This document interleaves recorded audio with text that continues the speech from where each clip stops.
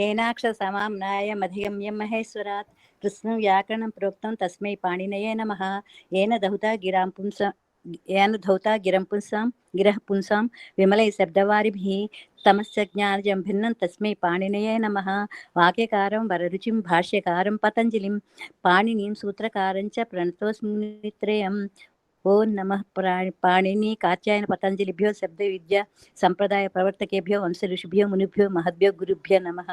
मुनित्रयेण नमस्कृत्य तदुक्ति परिभाव्य च वैयाकरण सिद्धांत कौमुदीयो विरच्यते। సూపర్, ధన్యవాదాలు. ఈ రోజు నుంచి మనము కృదంత ప్రకరణం మొదలు పెడుతున్నాము. ఈ కృదంత ప్రకరణం అనేది అత్యంత ప్రాముఖ్యమైనది. అంటే మిగతా కాదని కాదు, కానీ మనం భాషలో వాడుకునే శబ్దాలలో పదాలలో దాదాపు 190 వంతులు ఈ కృదంతల వల్లే తయారయ్యాయి. మనకు తెలుసు రామ అంటాము, రాముణ్ణి. ఈ రామ శబ్దం ఎక్కడి నుంచి వచ్చింది? రమ్ అనే ధాతువుకి ఘై అని ప్రత్యయం చేరిస్తే రామ శబ్దం వచ్చింది. ఇలా దాదాపు ప్రతి శబ్దానికి ఏదో ఒక కృత్ ప్రత్యయం చేరిస్తే మనకి ఈ శబ్దాలు తయారవుతూ ఉంటాయన్నమాట. కనుక మనము ఈ కృదంత ప్రకరణం గురించి మెల్లమెల్లగా నేర్చుకుందాము.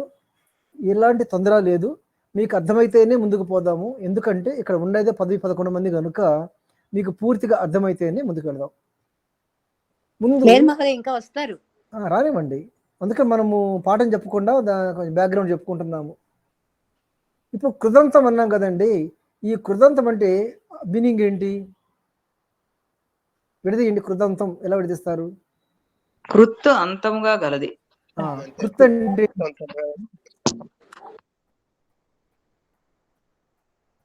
అసలు కృత్ అంటే ఏంటి?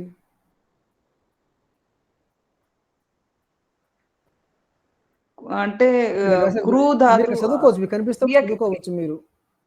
క్రియారూపాలండి. కాదు ఒక రకమైన క్రియారూపాలే. కానీ ఎట్లంటే ధాతువులకు మనము సాధారణంగా కృత్ ప్రత్యయాలు కానీ, వికరణ ప్రత్యయాలు కానీ, తింగ్ ప్రత్యయాలు కానీ, సన్ ప్రత్యయాలు కానీ చేరుస్తాం. అది గుర్తుపెట్టుకోవాలి. ఫస్ట్ మేము ఏం చేస్తామండి? కృత్ ప్రత్యయాలు కానీ, తింగ్ ప్రత్యయాలు కానీ, వికరణ ప్రత్యయాలు కానీ ఈ ధాతువులకి సన్ ప్రత్యయాలు కానీ చేరుస్తాము. సన్ను కూడా. అట్ట కాకుండా ప్రాతిపదికలకి ఏం చేరుస్తాము? సుప్పులును స్త్రీ ప్రత్యయాలు తద్దితాంత. ఇంకా సన్ను కూడా. సన్ను అటు ధాతువులకి చేరుస్తాము, వీటికి చేరుస్తాము, ఇంటికి చేరుస్తాము, ప్రాతిపదికలకి చేరుస్తాము. అలా చేరిస్తే ఏమవుతుందో చూద్దాం. సరే, మనము ఈ పాఠం మొదలు పెట్టే ముందు బేసిక్ చూద్దాం. అసలు వాక్యం అంటే ఏంటి? వాక్యం నామ కిం? పదాలు కలిపితే వాక్యం. కరెక్ట్. పదానాం సమూహ వాక్యం. చాలా బాగుంది. మరి పదం అంటే ఏంటి? పదం నామ కిం?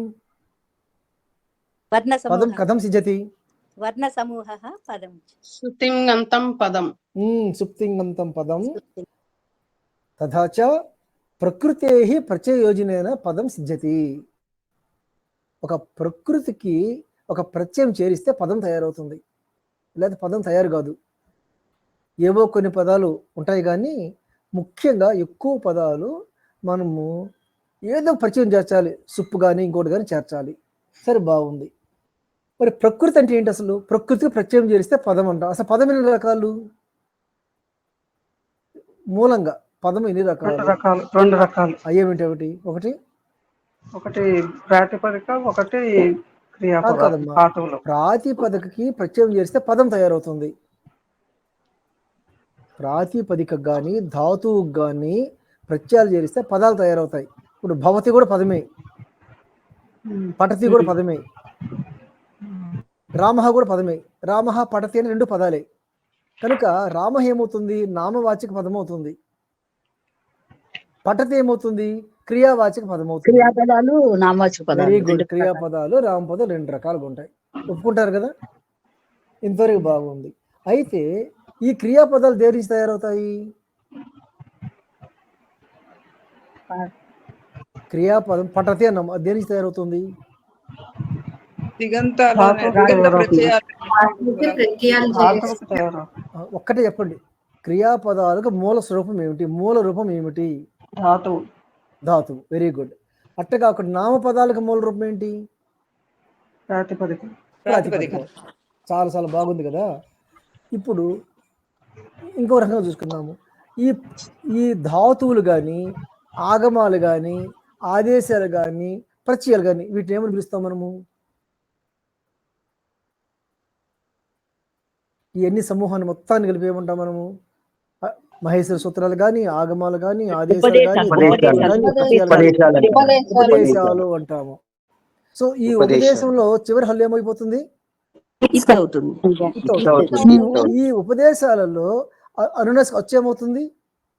అవుతుంది. అట్లాగే పరిచయాల్లో మొదట్లో ఉన్న చూ గాని, టూ గాని, కా గాని, శా గాని, షా గాని ఇవి కూడా ఇతులు అవుతాయి. సరే, అవి తర్వాత చూసుకుందాము. అయితే మీరు గుర్తుపెట్టుకోవాల్సింది ఏంటంటే, అసలు ప్రాతిపదికానికి ధాతువుకు ఏమి కలిపితే ఏమి తయారవుతూ ఉంటాయి అనేది చూద్దాం.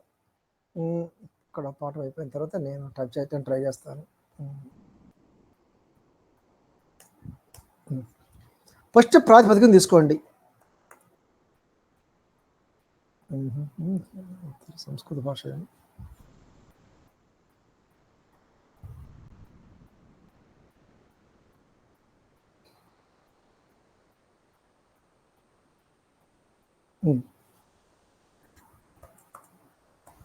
ప్రాతిపదికం.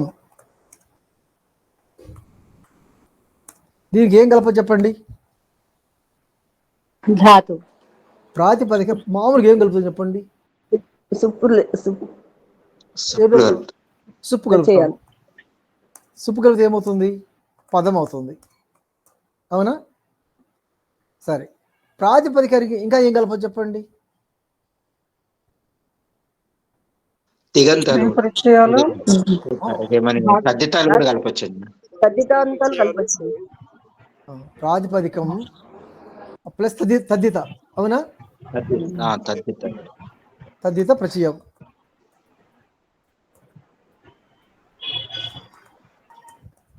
అప్పుడే వస్తుంది మళ్ళీ కాదు, మళ్ళీ ప్రాతిపదికమే తయారవుతుంది. ఇంకా ఇంకేం కలపచ్చు ప్రాతిపదికానికి? స్త్రీ ప్రత్యయాలు.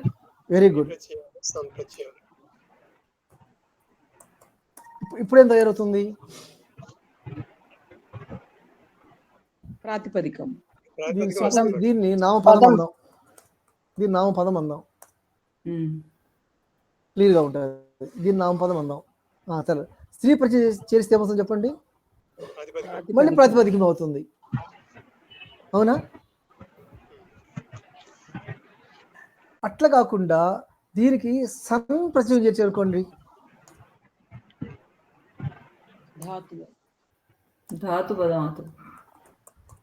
మీరు ఎవరైనా చెప్పగలరా అసలు? కొందరు సనాది అంటారు, కొందరు సన్నంత అంటారు. అసలు ఏంటో చెప్పండి. అసలు సనాది ఏంటి, సన్నంత ఏంటి? అసలు what is the difference between these? సనాది అనేది సన్నంతం అనేది సనాదిలో ఒక పార్ట్ అండి. 6 7 ఉంటాయి సనాది ప్రత్యయాలు. 12 ఉన్నాయి. దాంట్లో ఇది ఒక పార్ట్. ఇది అంతే సన్నంతం అనేది. అంతే. సనాది ప్రత్యయాలు అనేది ఒక మెయిన్ గ్రూప్. దాంట్లో ఒక 5 6 ఉన్నాయండి. మొత్తం 12 ఉన్నాయి. అవి సనాదులు అంటారు. సరే, ఇప్పుడు ప్రాతిపదికానికి కొన్ని సనాదులు చేస్తే ఏమవుతుంది చెప్పండి? ప్రాతిపదికం వస్తుంది. కాదు, ధాతు వస్తుంది. ధాతు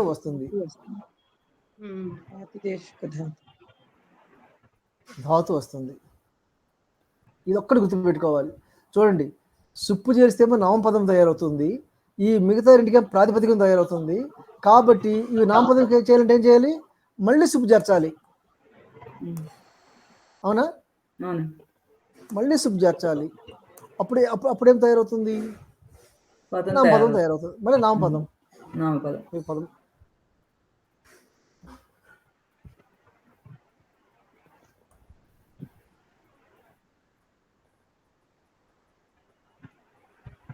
ఇంత క్లియర్గా ఉందండి.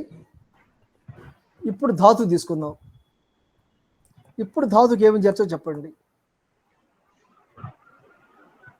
ధాతుకి ఏం చేర్చొచ్చు ఒక్కటి చెప్పుకుంటారండి. ఇందాకలాగే ధాతుకి ఏం చేస్తే ఏమవుతుంది?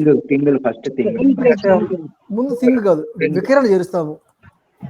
థింగ్ చేర్చేటప్పుడు వికరణ చేరుస్తాము. ఆ వికరణ తర్వాత థింగ్ చేరుస్తాము, కలిపి చేరుస్తాము ఇప్పుడు కూడాను. అంతేనా? ధాతుకి ఎప్పుడు వికరణ ప్లస్ థింగ్ చేరుస్తాం అనమాట. అప్పుడేమొస్తుంది? క్రియాపదం వస్తుంది. క్రియాపదం వస్తుంది.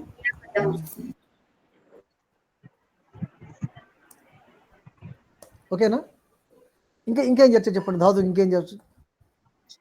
ధాతు ఇంకేం చేరుస్తామా? ఇంతేనా? సన్ ఆ, ప్రత్యయాలు చేర్చొచ్చు. సన్న అది ప్రత్యయము. అప్పుడేమవుతుంది? అది సన్నంతాలు వస్తాయి. ధాతువుకు సన్ ప్రత్యయం కలిగితే ఏమవుతుంది? అది మళ్ళీ ధాతు అవుతుంది. రూపాలు వస్తాయి కదా. తమాష ఏంటంటే ధాతువుకు సనాది ప్రత్యయం చేస్తే మళ్ళీ ధాతు అవుతుంది.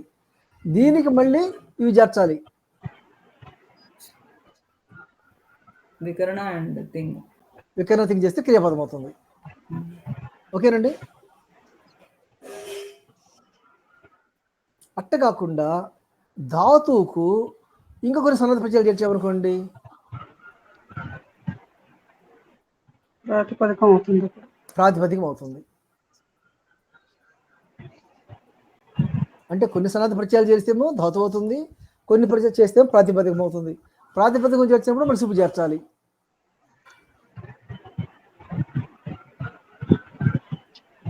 ఇంతవరకు క్లియర్గా ఉందండి? Any doubt? Very good. ఎవరికైనా డౌట్ ఉందా ఇంతవరకు? ఎవరికైనా ఎలాంటి డౌట్ అయినా ఇప్పుడే చెప్పండి. ఎందుకంటే 110 మంది, ఎక్కువ మంది లేరు. 13 మంది ఉన్నారు కనుక చెప్పండి. ధాతువుకు థింగ్ ప్రత్యయం కలిపితేనే క్రియాపదం. థింగ్ అండ్ మిగతా సుప్పు ఏది కలుపుతుంది? సుప్పు చేర్చే కదా, సుప్పు చేర్చేది ప్రాతిపదికానికి, నామవాచక పదానికి రావడానికి. అవును అవును. ప్రాతిపదిక ప్లస్ సుప్పు చేస్తే ధాతువుకు వికరణ థింగ్ అయితే క్రియాపదం వస్తుంది. సనాది అయితే ధాతువును కావచ్చు, ప్రాతిపదికమైన కావచ్చు.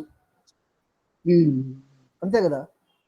కొన్ని సనాది అయితే ధాతు అవుతుంది, కొన్ని సనాది అయితే ప్రాతిపదికం అవుతుంది. అంతే కదా?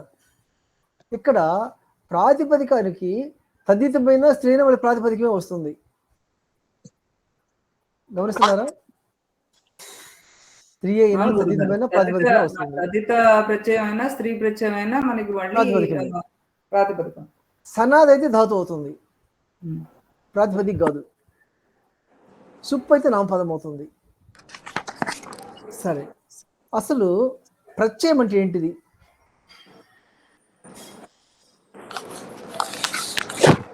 బేసిక్గా ప్రత్యయం అంటే ఏంటి? అసలు ఒకటి ప్రత్యయం, అసలు ప్రత్యయాన్ని ఆదేశాన్ని ఎలా గుర్తుపెట్టుకోవాలి? ఉదాహరణకి రామ ప్లస్ నే ఉంది చతుర్థి ఏకవచనంలో, దానికి యా ప్రత్యయం వచ్చి రామాయ తయారవుతుంది. అట్లాగే రామ ప్లస్ గెసి అనే ప్రత్యయం ఉంది, దానికి ఆత్ చేరిస్తే రామాత్ అవుతుంది. అలాగే రామ ప్లస్ గెస్ అనే ప్రత్యయం ఉంది షష్ఠి ఏకవచనంలో, దానికి స్యా చేరిస్తే రామస్య అంటారు. ఇప్పుడు మనం గెస్ ఏమంటాము? ప్రత్యయం అంటాము. స్యా అనేదాన్ని ఏమంటాము? ఆదేశము అంటాము. ఇది ప్రత్యయమా ఆదేశం ఎలా తెలుసుకోవాలి? ఇప్పుడు రామస్య అన్నాము, ఈ రామస్యలో స్యా అనేది ప్రత్యయం కాదు ఆదేశం నేను చెప్తున్నాను. మీరు అవునా కదా ఎలా చెప్తారు చెప్పండి ఎవరైనా మీరు. ప్రత్యయం సఫిక్స్ ఉంటుందండి. అలా కదమ్మా, నేను చెప్పిన ప్రశ్న చాలా సింపుల్. రామ ప్లస్ గెస్ అనే ఒక రూపం ఉంది, దట్ ఈజ్ ఈక్వల్ టు రామస్య అన్నాను. ఓకేనా? ఇప్పుడు రామ ప్లస్ గెస్లో ఈ గెస్ అనేది ప్రత్యయం అన్నాను, రామ ప్లస్ స్యాలో ఈ స్యా ప్రత్యయం కాదు అంటున్నాను. కానీ రామస్యలో స్యా చేర్చినప్పుడు అది కూడా ప్రత్యయం కావాలి కదా. రామస్య కానీ ప్రత్యయాలే కదా. అంటే నామవాచక పదానికి ప్లస్ నామవాచకం ప్లస్ ప్రత్యయం చేస్తున్నామండి. అలా కాదమ్మా, మళ్ళీ చెప్తున్నా. రామ అనేది ప్రాతిపదికము, ఓకేనా? దానికి షష్ఠి ఏకవచనం ప్రత్యయం ఏంటంటే గెస్ అనేది, ఓకేనా? అది మనం రామ గెస్ అనము, రామ ప్లస్ రామస్ అనము. మరుత్ అనుకోండి, మరుత్తు ప్లస్ మరుత అంటాము. కానీ అంటే రామ షష్ఠి శబ్దానికి రామానికి స్యా చేరుస్తాము. షష్ఠి ఏకవచనంలో స్యా చేరుస్తాము. ఈ స్యా అనేది ప్రత్యయమా, ఆదేశమా, ఇంకా లేకపోతే ఆగమమా, ఏంటది? అది ఆదేశమేనండి అది. అని మనం ఎలా చెప్పగలుగుతున్నాం? అది ఆదేశం ఎలా చెప్పగలుగుతున్నారు మీరు? దాని స్థానంలో రావడం. వాణిని అష్టాధ్యాయిలో చెప్పబడిన దాన్ని బట్టి చెప్తున్నారు. అది మీరు చెప్తున్నారు. సూత్రానుసారం ఆ స్థానంలోకి కొత్త. నా ప్రశ్న చాలా సింపుల్ ప్రశ్న, మళ్ళీ అడుగుతున్నాను. ఒక అక్షర సమూహము ప్రత్యయమా లేక ఆదేశమా కనుక్కోవాలి అంటే ఎలా కనుక్కుంటాము? కొండ గుర్తు ఏంటి? ఇప్పుడు స్యా అన్న లేదా ఆత్ అన్న, ఈ స్యా కానీ ఆత్ కానీ ప్రత్యయమా కాదా ఎలా తెలుసుకోవాలి? మీకు అసలు ఏమీ తెలియదు. నేను రామస్య అన్న, ఈ స్యా అనేది ప్రత్యయమా కాదా మీకు ఎలా తెలుసు? అంటే అనుబంధ లోపంతో కాదు. ఇప్పుడు అందుకని చెప్తుంది మీకు బేసిక్స్ చెప్తుంది ఏంటంటే, ఎవరైతే మనము అష్టాధ్యాయి ఓపెన్ చేస్తారో దాంట్లో 3, 4, 5 అధ్యాయాలు చెప్పబడినవి మాత్రమే పరిచయాలు, 6, 7 అధ్యాయాలు చెప్పబడినవి ఆదేశాలు. అర్థమైందా? ఇప్పుడు మీకు 3 గురుగారు మరొకసారి చెప్పరా? 3, 4, 5 వాటిలో చెప్తే ప్రత్యయాలు, కాకపోతే ఆదేశాలు. 6, 7 ఇది ఆదేశము. మీరు ఇంత ముందు చెప్పారు గురుగారు ఇది. ఇప్పుడు స్యా అనేది ఆదేశం అనేది ఏ చాప్టర్ లో వస్తుందండి, ఏ అధ్యాయంలో వస్తుందండి? అది మీకు చూపిస్తాను ఇప్పుడు చూపిస్తాను మీకు. సాంస్క్రిట్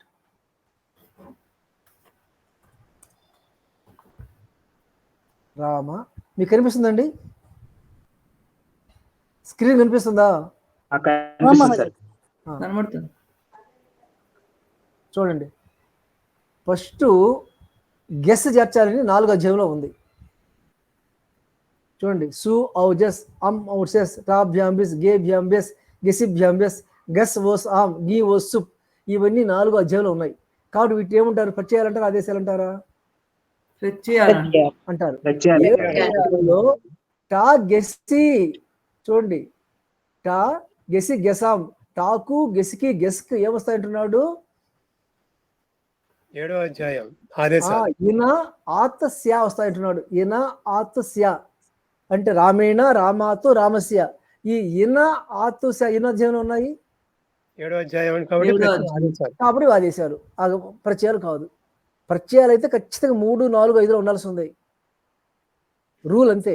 అందులో కూడా 4, 5లో ఉంటే తదితరాలు మాత్రమే అవుతాయి, ఇంకేమి కావు. ఒక్క నిమిషం అమ్మా. హలో హలో చెప్పు. 6కి వేస్తాను. ఓకే.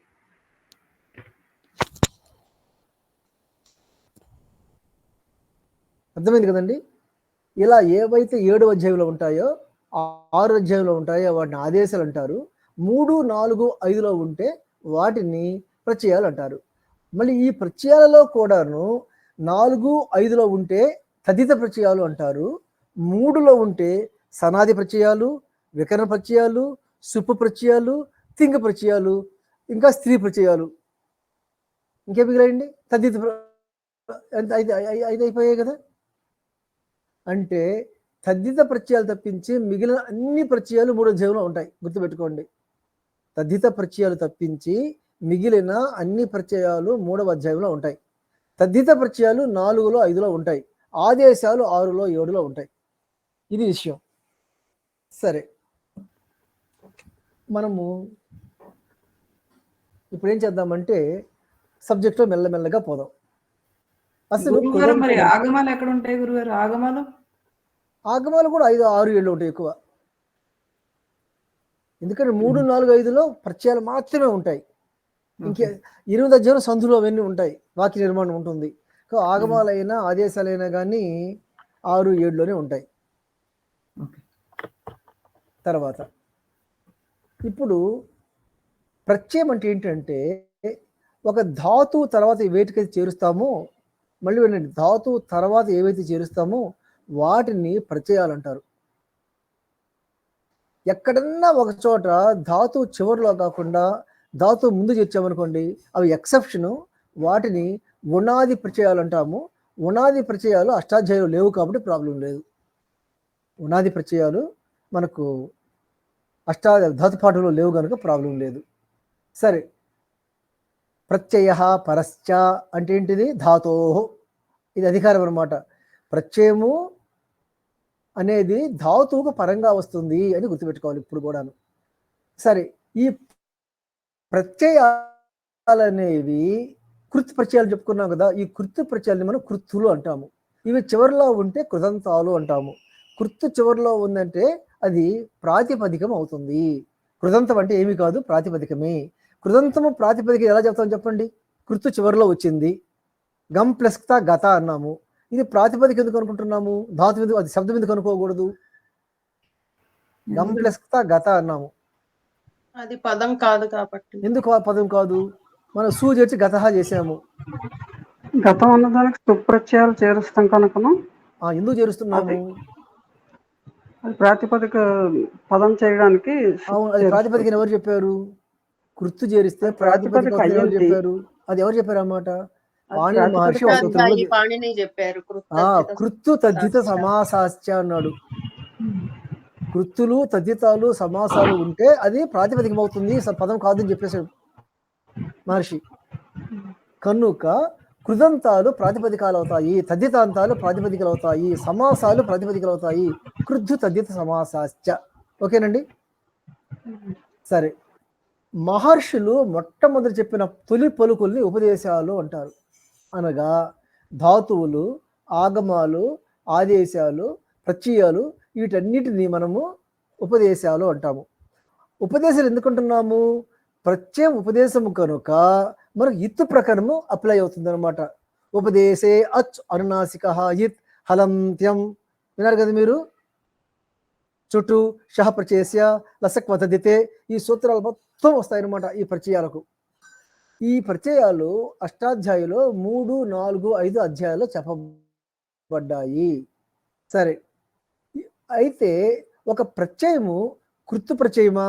ఎందుకంటే మీకు ఏం చెప్పాను, 3వ అధ్యాయంలో సనాదులు ఉన్నాయి, కృత్తులు ఉన్నాయి, వికరణ ప్రత్యయాలు ఉన్నాయి, తింగులు ఉన్నాయి.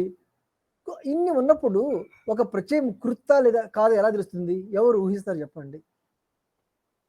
అష్టాధ్యాయి తీసుకున్నప్పుడు 3వ అధ్యాయంలో ఒక ప్రత్యయం తీసుకుంటే, ఏదో ప్రత్యయం తీసుకుంటే అది కృత్తా కాదు మనం ఎలా చెప్పగలము?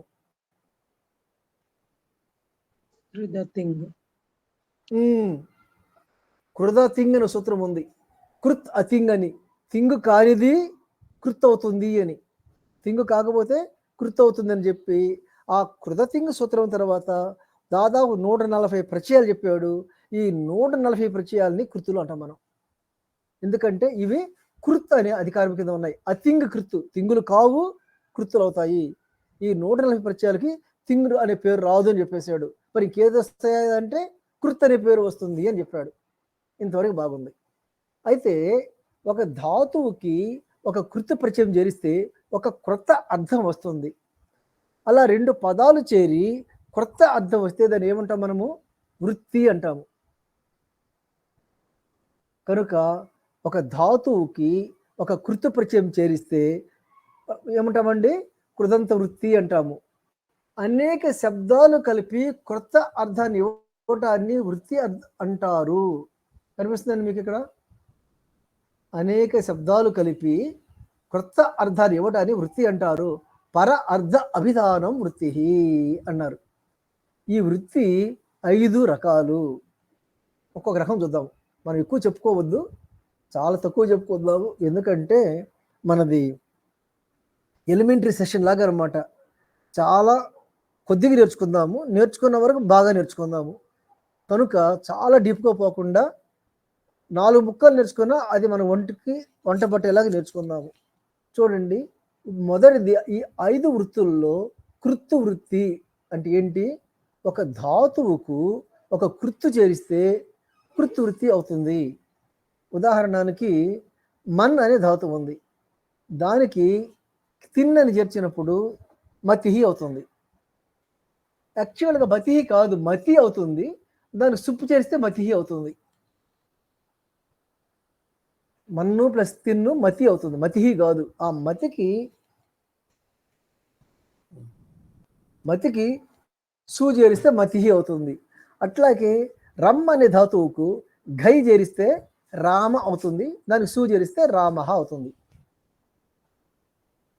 తర్వాత తద్ధిత వృత్తి. ఒక నామవాచకానికి ఒక తద్ధిత ప్రత్యయము. తద్ధిత ప్రత్యయం ఎలా తెలుస్తుంది మనకు? 4-5 అధ్యాయాల్లో ఉంటే అది తద్ధిత ప్రత్యయము. వినత అనే పదానికి ఢక్ అని ప్రత్యయం చేరిస్తే వైనతేయ అవుతుంది. ఇది ఎలా అవుతుంది అంటే మనము కృదంత ప్రకారం నేర్చుకున్న తర్వాత తద్ధిత నేర్చుకుంటాము, అప్పుడు తెలుస్తుంది. తర్వాత ఈలోగా మీరు ఎవరైనా తద్ధిత పుస్తకాలు ఎవరైనా చదివితే అర్థమైపోతుంది. తర్వాత సమాస వృత్తి. మీకు సమాస అంటే అందరూ తెలుసు. రామ ప్లస్ లక్ష్మణ రామలక్ష్మణౌ, రామస్య బాణ రామబాణ, సీతాయా పతి సీతాపతి. వీటన్నిటిని సమాసాలు అంటాము. సీతా ప్లస్ పతి సీతాపతి అవుతుంది. యాక్చువల్గా సీతా ప్లస్ పతి ఏమవుతుంది చెప్పండి? సీతాపతి అవుతుందా? ఎవరు చెప్తారు? సీతా ప్లస్ పతి అది కాదు, సీతా ప్లస్ పతి సీతాపతి అని రాశాను, అలా సీతాపతి అవుతుందా? అవుతుంది కదండి, సమాసాల్లో ప్రాతిపదిక. సమాసం ఇందాక చెప్పాను, కృత్తు తద్ధిత సమాసాశ్చ అంటే సమాసం అనేది ప్రాతిపదిక అవుతుంది కనుక ఇది సీతాపతి అవుతుంది. ఈ పతిలో మన విసర్గ ఏమైపోయింది? లోపిస్తుంది. సీతలో సు కూడా లోపిస్తుంది, పతిలో విసర్గ లోపిస్తుంది, సీతాపతి తయారవుతుంది. అట్లాగే రామస్య బాణ అన్నప్పుడు ఆ శ్యా లోపించి ఆ బాణహలో సు లోపించి రామబాణ తయారవుతుంది. ఓకేనండి. నెక్స్ట్ ఏకశేష వృత్తి. ఏకశేష వృత్తి అంటే 2 శబ్దాలు కలిపి ఒక్కటిగా పదం తయారవటం, అంటే 2 పదాలను ఒక పదంలో చెప్పడం అనమాట. ఉదాహరణకి వృక్ష వృక్ష వృక్ష ఏమంటాము? వృక్షాహ అంటాము. అట్లాగే పుస్తకం ప్లస్ పుస్తకం ఏమంటాము? పుస్తకే అంటాము. బాల ప్లస్ బాల ఏమంటాము? బాలే అంటాము. హరిహి ప్లస్ హరిహి ఏమంటాము? ఎవరు చెప్తారు? హరిహి ప్లస్ హరిహి గురుహు ప్లస్ గురుహు ప్లస్ గురుహు గురుహు ప్లస్ గురుహు 3 సార్లు వస్తే గురోహ గురువు గారు, 3 సార్లు వస్తే గురోహ. వీటిని ఏకశేష వృత్తి అంటారు. బాలహ ప్లస్ బాలహ అనకుండా బాలవ్ అంటాము. సనాద్యంత వృత్తి అంటే ద్వివచనం అండి. మీరు ద్వివచనం అని చెప్పకూడదు ఇక్కడ, ఈ ద్వివచనమే. కానీ మామూలుగా 2 పదాలు చెప్పకుండా ఒక పదంలో చెప్పడాన్ని ఏకశేష వృత్తి అంటారు. ఇప్పుడు మాతాచ పితరవచ పితరవ్ అంటాము. అంటే అబ్బా నాన్న అనకుండా జస్ట్ పితరవ్ అంటాము. పితరవ్ ఉంది అంటాము. పితరవ్ ఉంది అంటే అమ్మకు నమస్కరిస్తున్నాను, నాన్నకు నమస్కరిస్తున్నాను అర్థం అనమాట. అంటే పితరవ్ అంటే పితాచ మాతాచ ఇలా విడిగా విడిగా చెప్పకుండా ఉండటాన్ని పితరవ్ అంటాము. సరే, లాస్ట్ది సనాద్యంత వృత్తి. అంటే పుత్ర కామ్యతి అన్నాం అనుకోండి, అంటే వేరే వాడి కొడుకుని తన కొడుకులాగా భావిస్తే కామ్యచ్ పత్రం వచ్చి పుత్ర ప్లస్ కామ్యచ్ పుత్ర కామ్య అవుతుంది. ఈ పుత్ర కామ్య అనేది భ్వాది ధాతు అవుతుంది. చూడండి, పుత్ర శబ్దానికి కామ్యచి చేర్చినప్పుడు పుత్ర కామ్య అవుతుంది. ఈ పుత్ర కామ్య భ్వాది ధాతు అయిపోయి దాని సెప్పు ప్లస్ తింగ్ వచ్చి పుత్ర కామ్యతి, పుత్ర కామ్యత, పుత్ర కామ్యంతి, పుత్ర కామ్యసి, పుత్ర కామ్యత, పుత్ర కామ్యత, పుత్ర కామ్యామి, పుత్ర కామ్యావహ, పుత్ర కామ్యామహ అవుతాయి. అట్లాగే ఒక అమ్మాయి నెమలిలాగా నాట్యం చేస్తుంది. ఆ మయూర అనే శబ్దానికి క్విప్ అనే సనాది ప్రత్యయం చేర్చినప్పుడు ఆ క్విప్ లోపించి మళ్ళీ మయూర్ అనే ధాతువు తయారవుతుంది. ఫస్ట్ మయూర్ ఏమో శబ్దము, ఆ శబ్దానికి క్విప్ చేర్చినప్పుడు మయూర అనే ధాతువు తయారవుతుంది. ఇప్పుడు ఏమవుతుంది చెప్పండి? ఆ అమ్మాయి మయూరంలాగా నాట్యం చేస్తుంది, ఏమంటాము? సా మయూరజతి మయూరతి, మయూరతి తే మయూరతః, తాహ మయూరంతి, త్వం మయూరసి, యువాం మయూరతః, యోయం మయూరధ, అహం మయూరామి, ఆవాం మయూరావః, వయం మయూరామః. ఓకేనండి? సార్ మీరు చెప్పారు కాబట్టి మయూరి శబ్దం తప్పుడు కదండి, నాట్య మయూరి అంటారు కదా. అలా యాక్చువల్గా ఏంటంటే ఆ, మగరెమలు నాట్యం చేస్తుంది, ఆడరెమలు నాట్యం చేయదు అసలు. అవును సార్. అదే అంతే, దాని గురించి అంటే అప్పుడు ఏమనాలి? అమ్మాయి నాట్యం మయూరి అనకూడదు అన్నప్పుడు ఏమనాలి? అంటున్నాం. ఎందుకంటే నాట్య మయూరి అంటున్నాం, ఎందుకంటే నాట్య మయూరి శబ్దం తయారు చేసిన తర్వాత ఈ నాట్య మయూరి శబ్దాన్ని గీప్ చేర్చి నాట్య మయూరి అంటున్నాము. అదే అది శ్రీవాత్సవ కరెక్ట్ కాదు ఆ శబ్దం అని. కరెక్టే, No, ఎందుకంటే okay. అసలు అప్పుడు మయూరి అంటే మనకి ఆడనెమలు వస్తుంది కదా, మగనెమలు చేస్తుంది. మగనెమలు చేస్తుంది కదా, దాని గురించి మనకు అంత వద్దులేండి ఇప్పుడు. ఓకే కాంట్రవర్సీ పాయింట్ మనం వెళ్ళొద్దు ఇప్పుడు కూడా. మన సబ్జెక్ట్ చేర్చుకుందాం సింపుల్ గా. సరే, విగ్రహం అంటే ఏంటిది? విగ్రహ వాక్యము లేదా విగ్రహం అంటే ఏంటి? వృత్తి యొక్క అర్థాన్ని బోధించేది విగ్రహ వాక్యము. ఈ విగ్రహ వాక్యం వేటికి ఉంటాయి చెప్పండి? తద్దితాలకు ఉంటాయి, కృదంతాలకు ఉంటాయి, సమాసాలకు ఉంటాయి, ఏకశేషాలకు ఉంటాయి, అంతేనా? స్థానాంతాలకు ఉంటాయి. Very good. అయితే ఈ విగ్రహ వాక్యం 2 రకాలు, లౌకిక విగ్రహము, అలౌకిక విగ్రహం అని. లౌకిక విగ్రహం అంటే వ్యాకరణ రీత్యా సాధువు, భాషలో ప్రయోగానికి సిద్ధమైనది. అంటే మనం చెప్తాము, ఇప్పుడు రామ ప్లస్ ఘ ఏమైంది? రామ అయింది.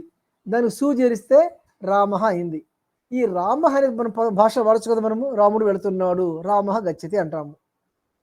అట్ట కాకుండా రాముని యొక్క బాణం అన్నాం అనుకోండి, రాముని యొక్క బాణము మన సంస్కృతిలో ఏమంటాము? రామస్య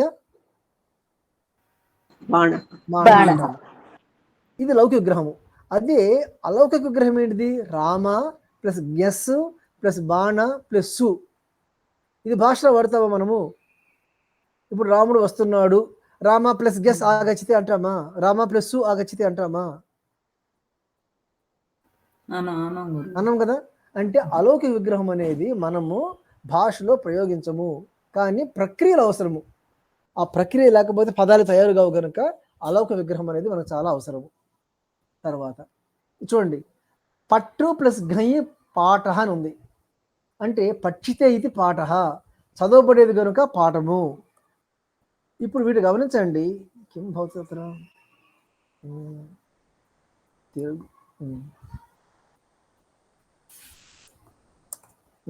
పఠితే ఇది పాఠ. ఇక్కడ లౌకిక విగ్రహం చెప్పండి. లౌకికం పఠ్యతే పఠ్యతే పఠ్యతే ఇది కూడా ఓకే. పఠ్యతే ఇది పాఠ. అలౌకికం ఏంటిది?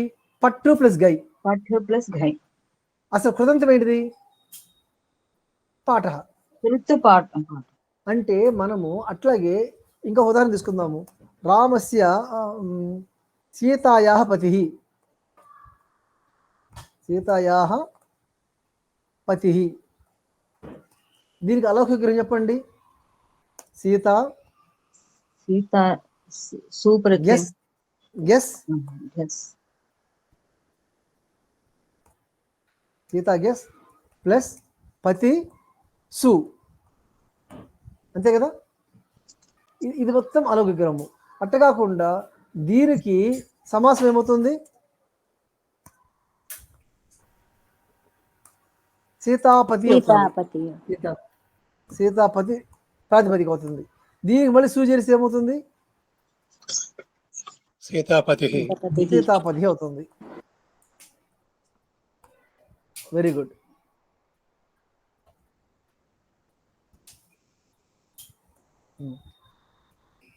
సరే, మనం ఇప్పుడు కృదంతాల గురించి చెప్పుకుంటున్నాం కనుక అసలు కృదంతాల గురించి బేసిక్ సామాన్య జ్ఞానానికి వెళదాం. ఈ కృతు ప్రత్యయాలు అనేవి ధాతువులకు విధించబడతాయి కానీ ప్రాతిపదికలకు కాదు. అది మీ అందరూ గుర్తుండాలి. కృదంతం అనగానే ధాతువు ప్లస్ కృత్ అని గుర్తుండాలి అందరికీ. కృతు ప్రత్యయాల యోజనం వల్ల ప్రాతిపదికలు తయారవుతాయి కానీ ధాతువులు తయారు కావు. ఓకేనండి. కృతు ప్రత్యయాల యోజనం వలన ప్రాతిపదికలే తయారవుతాయి కానీ ధాతువులు తయారు కావు. ఇప్పుడు కృతు ప్రత్యయాలు ఉన్నాయి కదా అని ప్రతి కృత్య ప్రత్యయాన్ని ప్రతి ధాతుకు వేయడానికి వీల్లేదు. కొన్ని కృత్య ప్రత్యయాలు కొన్ని అర్థాల్లో కొన్ని ధాతువులు విధించబడతాయి. అన్ని కృత్య ప్రత్యయాలు అన్ని అర్థాల్లో అన్ని ధాతువులకు విధించబడవు. ఇది మీరు బాగా గుర్తుపెట్టుకోవాలి. కొన్ని కృత్య ప్రత్యయాలు కొన్ని అర్థాలలో కొన్ని ధాతువులకు విధించబడతాయి. సరే, ఎలా చూద్దాం ఇప్పుడు. ఈ కృతులు ఏ ఏ అర్థాల్లో ప్రయోగించబడతాయో ఒక ఉదాహరణ చూద్దాం. అక్కడ పెట్టేసాం. ఉదాహరణకి కారకం మనకు తెలుసు. కర్తృకారకము, కర్మకారకము, కరణకారకము, సంప్రదాన కారకము, అపాదాన కారకము, అధికరణ కారకము. ఈ 7 కారకాల్లో వస్తుంది కర్తృ. చూడండి, కర్తృకారకంలో ఉదాహరణ తీసుకుందాము. దదతి అంటే ఇస్తున్నాడు అని అర్థములో దాత అంటాము. దాత అంటే ఇచ్చువాడు అని, అవునా కదా? దాత ఇస్తున్నాడు కాబట్టి అది కర్త అంటామా కర్మ అంటామా? కర్త. ఈ దాత శబ్దం ఎలా వచ్చింది? దానే అనే ధాతువుకు తృచి ప్రత్యయం చేస్తే దాత తయారైంది. అంటే మనం తృచి చేర్చిన వల్ల కర్త వచ్చింది. ఈ తృచి అనేది ఏంటి? కృతి ప్రత్యయం. సరే, మరి మనకి ఈ కృతులు చేస్తే వల్లి కర్త వస్తుందా? కర్మ రాదంటే లేదు, కర్మ కూడా వస్తుంది. దృశ్యతే తత్ ద్రష్టవ్యం, అది చూడబడుతుంది కనుక ద్రష్టవ్యం అంటాము. దృశ్య ప్రేక్షణే ప్లస్ తవ్యత్, తవ్యత్ అనే కృత్తు చేర్చిన వల్ల దృశ్యుడికి ద్రష్టవ్యమైనది. ఈ ద్రష్టవ్యం అంటే మీనింగ్ అనేది చూడబడినది. మరి చూడబడినది కర్త అవుతుందా కర్మ అవుతుందా? కర్మ అవుతుంది. అంటే మనకి ఒక ప్రత్యయం చేరిస్తేనేమో కర్త అయింది, ఇంకోటి చేరిస్తే కర్మ అయింది. ఇంకొక ఉదాహరణ చూస్తాము. లిఖ్యతే అనయ సా లేఖిని, దీని చేత వ్రాయబడుతుంది కనుక ఇది లేఖిని. ఇది కరణము తృతీయ, దీని చేత వ్రాయబడుతుంది. అప్పుడు ఇది ఏదైతుంది? ఏ విభక్తి అండి ఇది? దీని చేత వ్రాయ తృతీయ. చూడండి, లెఖ అక్షర విన్యాసే ప్లస్ ల్యుట్, అప్పుడు ఏమవుతుంది? లేఖిని తయారైంది. అంటే ఇక్కడేమైంది? కరణం అనే కారకం వచ్చింది. ఈ లిట్ అనే ప్రత్యయం చేర్చిన వల్ల కరణమైంది. ఇంకా చూద్దాం.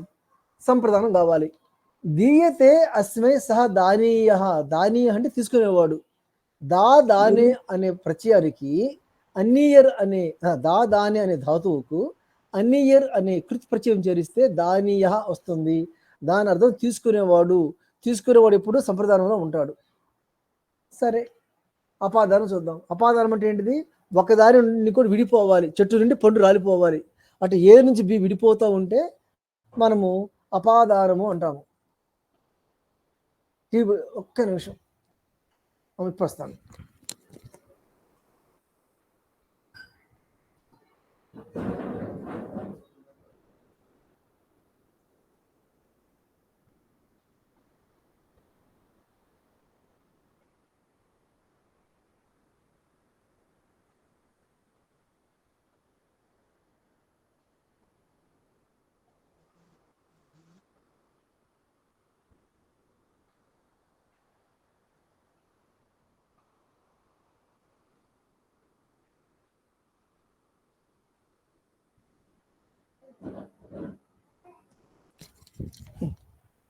క్షమితం. అపాదానము గురుగారు చెప్పమ్మా. గురుగారు, ఇక్కడ మనకి ఈ లిట్టు ప్రత్యయం చేసినప్పుడు మనకి పట్టణము గమనము అలాగా ఇది అదే మీకు నేర్పిస్తాను. మనం కృతంతలు పోయిన తర్వాత ఒక్కొక్క ప్రత్యయం ఎన్ని అర్థాల్లో ఎన్ని భావాల్లో వస్తుందో కూడా నేర్చుకుందాం మనం. అంటే ఇలా కూడా రావచ్చు, లేఖని అన్నది కూడా వస్తుందా? వస్తుంది కనుక. ఓకే. లిఖితే అనయాస లేఖిని, లేఖన శబ్దానికి గీప్ చేర్చి లేఖిని అవుతుంది అనమాట. ఓహో, ఓకే. మరి లేఖిని ఎలా తయారవుతుంది? లిట్ వల్ల తయారవుతుంది. అదే అందుకే అడిగాను. అంటే అది మకారాంతంతో వస్తుంది కదా. ఆహ్రియతే యస్మాత సహార, ఎక్కడి నుండి అయితే తెచ్చుకుంటుందో అది ఆహారము. హృన్ హరణే ప్లస్ ఘై. ఇంకా కావాలంటే ఇక్కడ ఆ కూడా ఏర్పడుతుంది. హృన్ ముందు ఆంగ్, ఆంగ్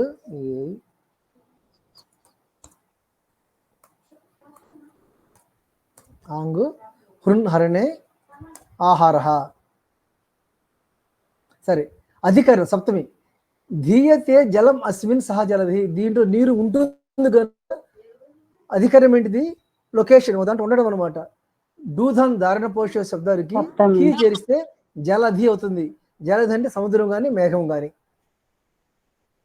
ఇవి కాకుండా అంటే ఇవన్నీ ఏంటివి? కారకాలు. అంటే కృతులు కారకాలు చెప్పడానికి ఉపయోగిస్తాము. అంతేనా? కాదు, భావం చెప్పడానికి కూడా ఉపయోగిస్తాము. లిక్కు ప్లస్ లిట్ లేఖనం. ఇప్పుడే శ్రీదేవి అడిగారు. క్రియాయా భావ, లిక్ క్రియా భావ లేఖనం, పచ్చి క్రియా భావ పాక, గ్లై క్రియా భావ గ్లాని, యజ్ క్రియా భావ యజ్ఞ, లిట్టు గయ్యి నీ నంగ్. మనం ఇవన్నీ నేర్చుకుంటాము మెల్లగా హడావుడి లేకుండా. కానీ ముందుగా మీకు ఒక ఇంట్రడక్షన్ అనమాట, ఈ కృదాంతం వల్ల మనం ఏమేమి నేర్చుకుంటాము అని. అంటే మనం ఏంటి? కారకాలు వస్తాయి, భావాలు వస్తాయి. అంతేకాదు పరస్పర సంబంధం కూడా వస్తాయి. అది ఎలా ఉంటుందో చూద్దాము. పూర్వకాల క్రియను సూచించడానికి ఈ క్రియలు మన కృతులు వాడతాం. ఎట్లంటే భుక్త్వా యాతి, తిని వెళ్ళిపోతున్నాడు అంటే తిన్నాడు ఆల్రెడీ, ఇప్పుడు పోతున్నాడు. ఎప్పుడు పోతున్నాడు? తిన్నాక పోతున్నాడు. అంటే తినడం అనేది అయిపోయింది. అంటే పూర్వకాల క్రియ ఒక క్రియ అయిపోయింది అనమాట. ఒక గడిచిపోయిన క్రియని సూచించడం కోసం త్వా పెడతాం. భుక్త్వా అంటే వాడు తిన్నాడు, తిన్నాక ఏదో పని చేస్తున్నాడు, అది రెండోది అనమాట. యాతి వెళుతున్నాడు. ఇప్పుడు యాతికి ముందు భుక్త్వా పెట్టినందువల్ల ఏమొస్తుంది? పూర్వము ఒక క్రియ జరిగిపోయింది, భోజనం అనే క్రియ జరిగిపోయింది అని అర్థం వస్తుంది అనమాట. ఇంకొక సంబంధం ఏంటిది? పౌన పుణ్యం, మాటికి మాటికి మాటికి మాటికి నములు ప్రత్యయము. మళ్ళీ అది చెప్పర్థంలో కూడా మనము కృదంతం వాడతాము. అట్ట కాదు, క్రియ కోసం ఇంకో క్రియ. ముందు అయిపోయింది, ఇది అయిపోలే ఇంకా, క్రియ కోసం క్రియ. పఠితుం గచ్చతి. పఠితుం అంటే చదువుకి ఏం చేస్తున్నాడు? పుస్తకం ఓపెన్ చేశాడు, కంప్యూటర్ ఓపెన్ చేశాడు, లేకపోతే లైబ్రరీకి వెళుతున్నాడు. పఠితుం గచ్చతి అన్నప్పుడు ఈ గమ్ ధాతువుకు ముందు పఠితుం తుమ్ అనే ప్రత్యయం ఉంది. ఇది కృదంత ప్రత్యయము. ఇది ఏం చేస్తుంది? ఈ క్రియ చేయటానికి ఇంకో క్రియ వస్తుందని చెప్తుంది. పఠితుం చదవటానికి ఇంకో పని చేయబోతున్నాడు. అలా రెండు క్రియలు ఉంటే దీనిని పరస్పర సంబంధం అంటాము. ఇలా కాకుండా ఇంకా కొన్ని సందర్భాలు సూచించడానికి కూడా మనము కృదంత ప్రత్యయాలు వాడతాము. ఒక కాలాన్ని నిర్దేశించడం కోసము. పటంతం బాలకం పశ్యామి అని ఇక్కడ శత్రు ప్రత్యయం ఉంది, పటంతం అని. దీనికి మీనింగ్ ఏంటి చెప్పండి? పటంతం బాలకం పశ్యామి అర్థం ఏంటిది? పిల్లాన్ని చూసాను, చదువుతున్న బాలుడు చూస్తున్నాను అంటే ఇప్పుడు బాలుడు ఏం చేస్తున్నాడు? చదువుతూ ఉన్నాడు. వాడిని ఇప్పుడు చూస్తున్నారు అంటే వర్తమాన కాలాన్ని నిర్దేశించడం కోసం శత్రు ప్రత్యయం వాడుతున్నాం ఇక్కడ. అవునా కదా? అట్ట కాకుండా కొన్ని కృత ప్రత్యయాలు అసలు ఉపపదం ఉంటేనే ఉపయోగిస్తాము, ఉపపదం లేకపోతే అస్సలు ఉపయోగించము. అలా చాలా ఉన్నవి, అది మనం సపరేట్గా నేర్చుకుంటాం ఒక అధ్యాయంలో. కుంభం కరోతి ఇది కుంభకార, కుడను తయారు చేస్తాడు కాబట్టి కుంభకారుడు. ఈ కార అంటే క్రూ ప్లస్ అన్ ఏమవుతుంది? కార అవుతుంది. ఈ కార శబ్దాన్ని భాషలో ఉపయోగించకూడదు, గుర్తుపెట్టుకోండి. క్రూ ప్లస్ అన్ ఉన్నప్పుడు క్రూ ప్లస్ అన్ కార అవుతుంది. మరి ఈ కారహ శబ్దాన్ని భాషలో వాడతామా అంటే వాడము. ఎందుకు వాడము? దానికి ముందు ఒక ఉపపదం ఉండాలి. కుండ అనే పదం ఉన్నప్పుడు కుంభకారహ అవుతుంది. ఒట్టి కారహ అనేది ఉండదు అనమాట. అందుకబట్టి ఏం చెప్పండి? అది అర్థమైందండి. ఒక విభక్తి యొక్క ఉపస్థితి అంటే ఎట్లా? దండేన తాళయత్వ కాలయతి, దండ తాడం కాలయతి అంటే ఈ దండేన అనే మాయమైపోయి తాడయతి, ఈ దండేన తాడయత్వ మొత్తం కలిసిపోయి దండ తాడం అయింది, నములు వచ్చేసి. మామూలుగా దండేన తాడయత్వ అంటాము, ఒక తృతీయ ఒక త్వా ప్రత్యయము. ఈ రెండు కలిపి దండ తాడం అన్న కూడా నములు వేసిన అదే మీనింగ్ వస్తుందన్నమాట. అట్టే కాకుండా ఒక ఆశయం కోసం ఆహూయతే అస్మిన్ సంగ్రామే సహ ఆహవ, ఈ యుద్ధములో మనం పిలుస్తున్నాం కాబట్టి దాన్ని ఏమంటాము? ఆహవహ అంటాము. ఆహవహ అంటే ఏంటిది? మనము ఇందులోకి శత్రు రోజులు ఆహ్వానిస్తున్నాము, యుద్ధం చేద్దాం రా అని పిలుస్తున్నాము. అంటే ఒక చోట రమ్మని పిలుస్తున్నాం కనుక ఇది కూడాను మనము అపప్రత్యయం వేసి చేస్తామన్నమాట. ఒక ఉపసర్గ లేకుండా కూడా ఉంటుంది. నైతి సహ నాయ, తీసుకెళ్తున్నాడు కనుక నాయ అంటాము. ఇలాంటి వాటికి ఉపసర్గ ఉండకూడదు. ఇవి చెప్పుకున్న తర్వాత మనము మీ అందరికి తాపరిచయం తెలుసు కదండి. ఎవరైనా చెప్తారు 2 ఉదాహరణలు తాపరిచయానికి? ఎవరు చెప్తారు చెప్పండి. కాకు తావుతు తా వస్తుంది అంటే అర్థం ఏంటి? వెళ్ళిపోయాడు. ఇంకా సహ గత రామేణ గతః అంటే ఈ గతః తాప్రత్యయము ఎలా వాడుతామో ఒక్కసారి చూడండి. కర్తరిలో భూతకాలం. ఇప్పుడు మీరు చెప్పారు రామ గ్రామం గతః, రాముడు ఊరికి వెళ్ళాడు. ఇది కర్త భూతకాలం, అవునా కదా? డౌట్ అడగండి. అవునండి. అలా కాకుండా రామ శయిత, ఇది తాప్రత్యయమే. రాముడు ఇప్పుడు పండుకుంటున్నాడు, ఇది వర్తమాన కాలం. శయిత అంటే పండుకున్నాడు అని కాదు. రామ శయిత అంటే ఇది వర్తమాన కాలం. మరి మనకి ఎలా తెలుస్తుంది ఇది వర్తమాన కాలమా భూతకాలం అంటే మనం నేర్చుకుంటాం సబ్జెక్టు. ఈ తాప్రత్యయం గురించి నేర్చుకుంటాం తప్పకుండాను. అట్లాగే ఆది కర్మని ఉంది. ఆది కర్మని అంటే మీనింగ్ ఏంటంటే ప్రజెంట్ పర్ఫెక్ట్ కంటిన్యూస్ టెన్స్. ఒక పని మొదలుపెట్టి ఇంకా చేస్తూనే ఉన్నాం అనమాట. రామ కటం ప్రకృత అంటే రాముడు ఒక చాపను తయారు చేయడానికి మొదలుపెట్టాడు, కొంతసేపు చేశాడు, రెస్ట్ తీసుకున్నాడు, మళ్ళీ కొంతసేపు చేసాడు, నిద్రపోయాడు, మళ్ళీ లేచాడు, ఇంకా చాప కడుతున్నాడు. దీన్ని ఆది కర్మని అంటారు. పని మొదలుపెట్టి 2-3 రోజుల్లోనో 1 రోజులోనో గ్యాపులు తీసుకుంటూ పని చేస్తే దాన్ని ఆది కర్మని అంటాము. దీన్ని రామ కటం చూడండి, భూతకాలం వచ్చింది, వర్తమాన కాలం వచ్చింది, ఆది కర్మని, ఇవన్నీ కర్తరిలో. మరి ఈ తాప్రత్యయం కర్తరిలోనా కర్మణిలో రాదంటే వస్తుంది చూడండి. కర్మణిలో రామేణ పాఠ పఠిత. పఠిత అంటే చదవబడ్డాడు, రాముని చేత పాఠము చదవబడింది. రామేణ పాఠ పఠిత, రాముని చేత పాఠము చదవబడింది. ఈ పఠిత అంటే చదవబడింది, కొట్టబడ్డాడు. చూడండి, రావణ రామేణ హత, రావణాసురుడు రాముని చేత చంపబడ్డాడు అంటే కర్మని కదా. ఇప్పుడు మనం కర్తలో చెప్పుకున్నాం, ఇప్పుడు మనం కర్మణిలో చెప్పుకుంటున్నాము. అట్ట కాకుండా వర్తమానం రాజ్ఞా పూజిత, ఈ యొక్క పండితుడు రాజు చేత పూజించబడుతున్నాడు అంటే ఇది వర్తమాన కాలం అనమాట. రాజ్ఞా పూజిత, రాముని చేత పూజించబడుతున్నాడు. తర్వాత ఆది కర్మని అలాంటిది, రామేణ కటః ప్రకృత. ఇక్కడేమో రాముడు చాప తయారు చేస్తూ ఉన్నాడు, ఇక్కడ రాముని చేత చాప తయారు చేయబడుతూ ఉంది. ఇక్కడ కర్త ఎవరు?